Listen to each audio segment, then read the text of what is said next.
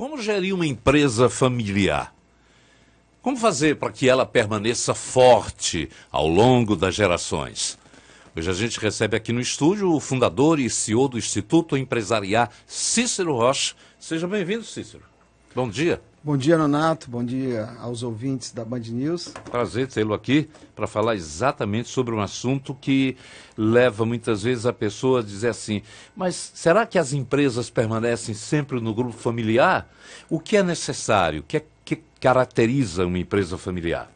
Primeiro, assim, queria parabenizar a vocês, a inteligência do convite, porque 85% a 90% das empresas brasileiras são familiares. Outra estatística muito interessante. 70% morre antes de chegar na primeira geração dos filhos. 85% na dos netos. Então, a sua pergunta procede porque, poxa, se representam tanto no mercado e tem esse nível de mortalidade, e aí? Se parece muito com... É uma doença, realmente, como um corpo físico. E como a medicina fazia há 2, 3 séculos atrás, que tratava o corpo físico não como sistema orgânico, como sistema mecânico, as empresas familiares, no mundo, em especial no Brasil, ainda são tratadas como máquinas. Então, não, tem a empresa, é ali. Família é outra coisa. Só que não é. É um organismo vivo, na nossa metodologia, lá do Instituto, que se chama BFB, elas são 4 subsistemas, existem os indivíduos chaves, que é o fundador, às vezes a esposa dele, um filho mais ativo, um genro. Existe a família, existe a empresa e existe a parte dos sócios, a parte patrimonial. Então, esse sistema, assim como o corpo físico, eles estão integrados. Então, agora, você falou da mortalidade, e eu pergunto, você já liderou mais de 600 projetos aplicados em gestão de empresas familiares. O que é que explica esse índice de mortalidade que é nas empresas familiares? Quais são os principais erros que você identifica? Primeiro, o desconhecimento de como fazer a intervenção. É parecido com a saúde física. Se você ver, basicamente, as pessoas morrem por desconhecimento para saber como tratar. Como ainda é uma área de poucos especialistas no Brasil, então existem muitos curandeiros, não digo nem por maldade, mas por desconhecimento, dando tratativas. Então, esse é um primeiro ponto. Segundo, por ser um assunto, quando eu falo novo, porque tudo que tem menos de 30 anos ainda é muito novo, né? Então, as pessoas não têm acesso e ficam tentando se automedicar, fazendo seus processos de sucessão. Não, peguei meu filho, botei em cada área. Um pai esses dias chegou para mim e disse, doutor, eu já fiz meu processo de sucessão. Peguei meu filho, botei em cada área, e ele gosta muito de futebol. Eu disse, você imaginou se o Neymar chegasse no PSG e o cara disse, não, primeiro 1 ano como goleiro, o outro tal, o final do ano tá o Neymar. Você corria um sério risco de traumatizar o Neymar e o Neymar ser um insucesso. Interessante que eu já convivi com empresas familiares que fizeram esse tipo de... Você vai conhecer essa área...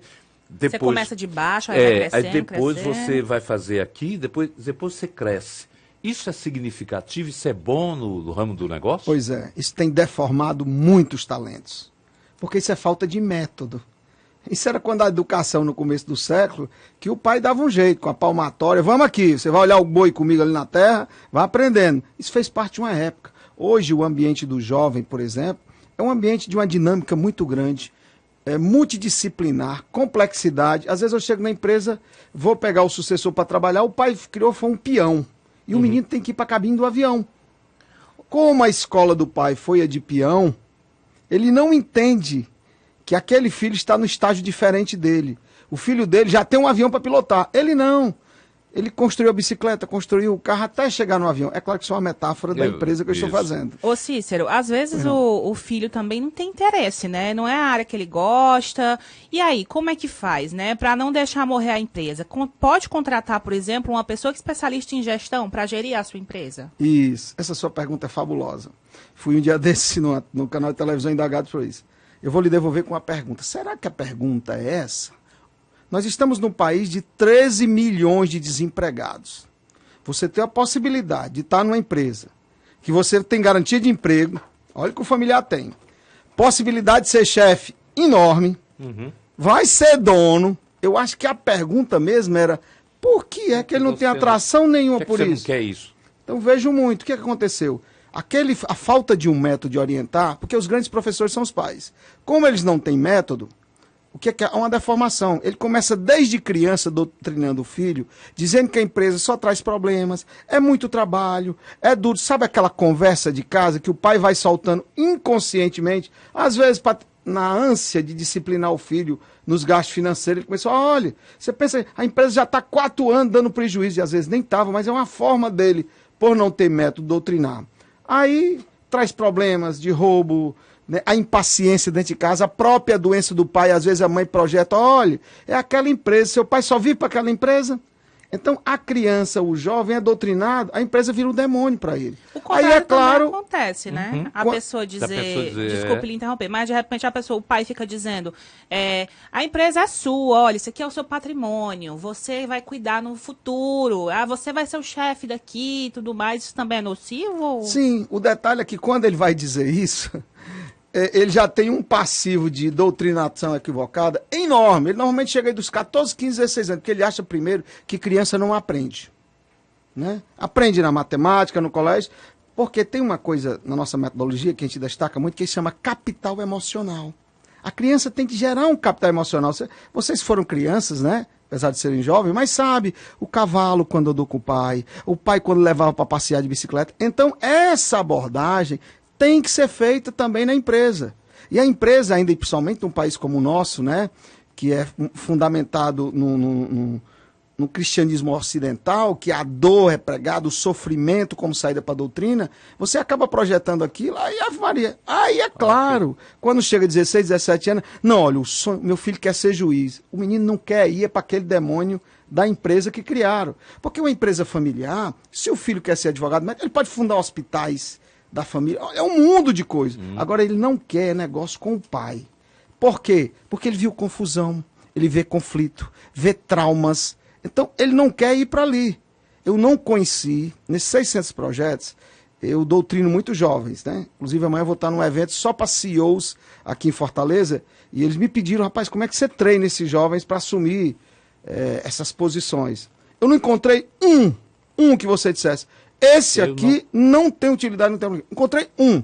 Agora, o que não existe é método. Aí, sem metodologia, gera cicatriz, sulpura, tá? Eu tenho uma curiosidade, você falando aí que não existe método e a situação, essa realidade brasileira, é semelhante de outros países? Noutros países também há essa carência? Não. Aí eu vou lhe falar mais das escolas que eu venho, né? Minhas escolas são americanas, uma só europeia, né? A escola que eu mais participei, onde eu tive a oportunidade de compartilhar. Eu preciso dizer que eu estou aqui representando um instituto, chama Instituto Empresarial, onde nós temos uma missão que até 2040 a gente quer impactar 1 bilhão de pessoas na Terra, né? E não tem como fazer isso se não for fazendo uma instituição, mas só em 2040 que nós vamos nos tornar. Por que essa data? Porque nos estudos que eu fiz há 15, 10 anos atrás, eu vi que para se tornar uma instituição, entre 30 e 40 anos de trabalho. Porque você precisa ter um amadurecimento, ter uma fundamentação para que uma sociedade venha reconhecer que aquela instituição, independente de uma pessoa, do Cícero ou o que for, ela precisa continuar. Então, voltando à indagação lá fora. Certo. Com certeza não. Pra você ter ideia, lá em Harvard, onde eu tive maior proximidade com os pesquisadores, o volume de pesquisa é assustador. Hoje, quando eu digo, uma das diretoras do Instituto da Área de Conhecimento é minha filha, que o mestrado e o doutorado dela, ela tem 27 anos, é empresa familiar. Aí se acha um assombro no Brasil. Por quê? Porque são raras as pesquisas, né? Ora, se a pesquisa é rara, imagine método. Nós lá no Instituto já estamos há em torno de quase 15 anos, né, tentando montar uma metodologia, porque tem um detalhe, lá fora não é, quando eu falo aqui nas grandes escolas, nos países com desenvolvimento. Aliás, são as mais rentáveis, as mais lucrativas, as que crescem mais rápido. Outra universidade que eu tenho proximidade, que é Kellogg, que é do professor John Ward, ele diz que dentro de 30 anos quem vai dominar no capital são as empresas familiares. Ele acha até que o capitalismo vai mudar de nome. Tá? O detalhe é que no Brasil há um preconceito. Não, negócio de família não, tá? Então, é como deveria ser na década de 20, se as nossas avós fossem um ginecologista, né? Não vá não, isso não... Né? Então, é um desconhecimento. Por isso que a proposta nossa é estar apresentando, dizendo, existem métodos para isso. Você falou, desculpa, Nonato. Pois não. Você falou dos conflitos, né, dentro da família, ou dos conflitos de casa, da empresa, que são levados à casa, e aí a criança acaba, né, não gostando, não tendo bons sentimentos em relação àquilo ali, quando cresce não quer levar à frente a empresa. Até que ponto e você falou, né, que mas as relações familiares é um preconceito que há no Brasil, das pessoas acharem que isso não pode ser misturado com negócios. Geralmente o conflito sai da empresa para a família ou da família para a empresa. Como é que você faz esse para que não misture, né, aquele conflito, por exemplo, que tem dentro de casa, leve para a empresa e isso possa desestruturar a empresa de alguma forma? Isso é muito interessante, sua colocação. Primeiro, é preciso que a gente entenda que o conflito surge no indivíduo. Esse indivíduo, passados séculos e séculos, organizou uma família. Passados séculos e séculos, aí é bem recente, da Idade Média para cá, organizou uma empresa. Mais recentemente, ele organizou com patrimônio. Só essa falta de compreensão antropológica, tem gente querendo resolver com patrimônio o problema da família, querendo resolver o problema do indivíduo com a empresa. E eu digo muito, está pensando que o rabo é que mexe o cachorro, mas é o cachorro que mexe o rabo. Então, essa compreensão é extremamente importante, porque existe que, tanto é na nossa metodologia, ela diz que tem quatro pilares que você tem que estar olhando sistematicamente na empresa familiar. Primeiro, os indivíduos chaves. Fundador, ele é um ser humano, com seus conflitos, ele pode fez o baita do patrimônio, é um cara gênio, mas ele é um ser humano. Então ele tem os conflitos. E esse conflito, se ele não tiver compreensão, não só traz o sentimento de infelicidade, mas prejudica a harmonia da família, a efetividade e, com o tempo, a perda de patrimônio. Então, quando a gente fala em método, é porque essas pessoas, esses atores precisam entender que ao estar lá na empresa, porque um exemplo muito clássico, as pessoas falam muito das famílias que acabaram as empresas, não houve muito? Uhum.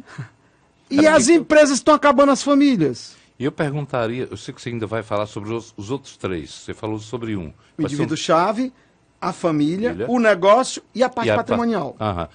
E quando o cara, a gente sempre ouve falar, não tenho vocação para isso não, quero fazer outra coisa. E aí o pai insiste porque quer que a família continue lá, brothers and sons. Isso, né? E aí o que você colocou muito bem, né? O pai, ele é um indivíduo que precisa ser trabalhado.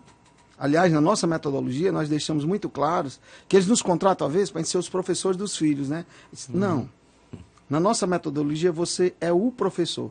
Você apenas não está preparado metodologicamente para assumir o seu papel que é seu, né? Então, o grande detalhe é, primeiro, mostrar à família, né, da importância daquilo para você trazer um propósito. Porque se o propósito dele for só o patrimônio, é natural. Daqui um dia o papai tá gagá, não entende de nada, mamãe também não, meu irmão é um problemático, né? Eles precisam entender, por exemplo, eu falei sobre o evento amanhã da Michan, que eu vou falar só para os presidentes e CEO jovens. A maioria deles, quando eu chego, a preocupação dele é a eficiência da empresa, como se o papel dele fosse cuidar dos resultados da empresa e do patrimônio. Eu digo, não. É papel seu a harmonia da família. Se os indivíduos-chave, seu avô, sua mãe ou seu tio que passou aqui, estão felizes ou não. Porque é muito fácil, né? Eu digo muito, é mesmo que você querer emagrecer, e eu digo para você, não, faz o seguinte, corte uma perna, Nonato. Você vai perder peso, mas vai desestabilizar o sistema. Então, esse nosso trabalho de tentar um processo educacional para conscientizar as famílias empresárias, os profissionais do mercado, o que tem de profissional do mercado, não por problema de caráter, mas por desconhecimento, tratando isso de forma segmentada, que é o processo de compreensão da mente, né? Ela só vê segmentado. O psicólogo só cuida da parte psicológica.